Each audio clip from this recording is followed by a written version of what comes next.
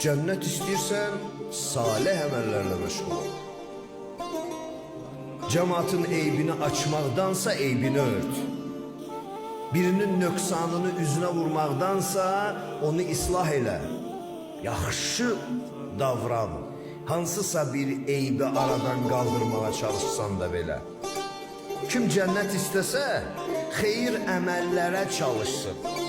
Kim odu, alovu və cəhənnəmi istəmirsə, dünyada şəhvətdən imtina eləsin. Şəhvani qərəzlərdən imtina eləsin. Yəni, hər bir şəhvət orada bir otdur. Hər bir xeyir əməl orada bir cənnətdir.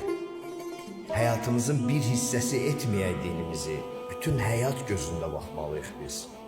Kim ölümün rəqib olduğunu duysa və hiss eləsə, hər bir ləzzət gözündə acıya çevrilər. Ləzzət istəməz, dünyada heç bir şey istəməz. Ölümü kölgə kimi görən insanlar. Nə üçün İslam bu qədər ölüm düşüncəsini insan üçün çox vacib hesab edir? Çünki bu təfəkkürlə formalaşan insanın davranışları nurlaşır. Ən azı ədalətə riayət edir. Ölümü düşünən insan, ölümü anlayan insan, ölümü hiss edən insan ixtisası nə olur olsun, ən az ixtisasında vicdanlı olacaq. Əgər doğrudan o ölümü anlayırsa və dəqiq düşünürsə.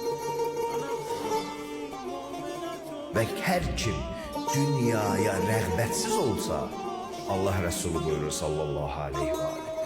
Dünya onu nə qədər çətindən çətinə salsa belə, yenə də onun üçün hər şey asan gələcək. Qorxmayacaq, böyük bir insan olacaq. And olsun Allaha, bu dəyərlər bir vücudda cəmləşəndə o qədər böyük bir insan olur ki, tək canına bir ümmət olur. Bəzən böyük bir ümmət, 10.000 insan toplumu bir insanın əxlaqını verə bilmir.